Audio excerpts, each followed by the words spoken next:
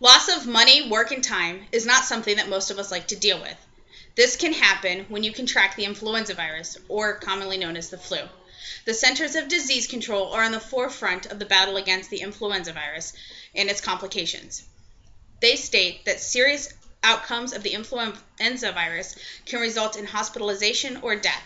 Some people, such as older people, younger children, or people with certain health conditions, are at a higher risk of serious complications from the flu. As a nurse, I see firsthand every season how serious this virus can be to those who already have those health complications. We are taught extensively how to prevent the spread of diseases, especially the influenza virus. When reviewing my audience survey, I found that most students were between the ages of 18 and 24, and about half had someone in the home that suffered from health problems. A majority of people's lives would be disrupted if they contracted the flu, and more than half did have some type of personal or sick time, thankfully, and some type of health insurance. During my presentation, I will not only arm you with the knowledge of what exactly the flu is, but how to guard against the disease. Some symptoms of the flu are fever, sore throat, body aches, feeling like you've been run over by a Mack truck. And you may be wondering, is this the common cold or is it something much worse? The Center of Disease Control states that it's the sudden onset. You wake up, you feel fine, and bam, you feel horrible. That's the definitive difference between the cold and the flu, as is the suddenness of onset. Usually symptoms resolve in less than 2 weeks. However, the CDC goes further to explain that those with health complications prior to contracting the flu can fare much, much worse. Each year, over 30,000 people die from the influenza. This is pretty significant. And over 200,000 people are hospitalized due to complications. You may be asking, what can I do? There are certain ways to protect you against this nasty virus. The Mayo Clinic states that it is important to take measures to prevent the spread of disease. I will elaborate on some different preventions of the flu.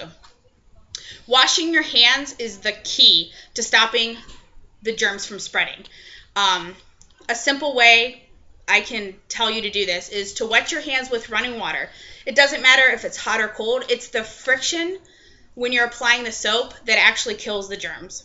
So you're going to vigorously scrub after applying soap, making sure to pay attention to the fronts, the backs, in between your fingers, and scrub underneath the nails.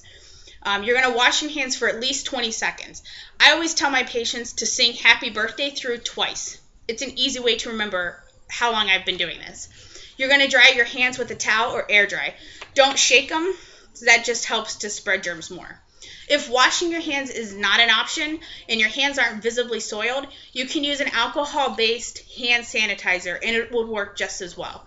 But make sure that it's completely dry prior to touching any surfaces. That's when you actually know that it's working, is when it's dry. There are other ways to remain healthy. You want to get plenty of rest, drink an adequate amount of water, take vitamin C, and get the annual flu shot. Now, I know there's a lot of controversy among immunizations, but the annual flu shot provides your body with the ammunition that it needs to fight off the influenza attack. There are also ways that you can help to protect yourself too.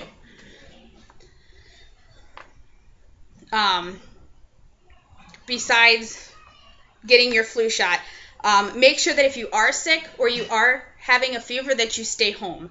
You don't go around to others who say, oh, I don't feel good. You may not think about it, but that's how the germs spread. They're airborne. You sneeze, you cough, you touch that door handle. It's better just to stay away from people if you're not feeling well, or stay away from them if they're not feeling well. You may want to get immediate attention if you experience severe shortness of breath or difficulty breathing, where your chest feels tight, you're coughing, you can't stop. You suddenly become blue in the lips or inside your mouth, or your fingernails are blue. You get chest pain or abdominal pain. You get very dizzy. That could be a sign of dehydration, as a lot of times with the flu you run that high fever and you don't feel like drinking that much. So sudden dizziness might require that you go to the hospital.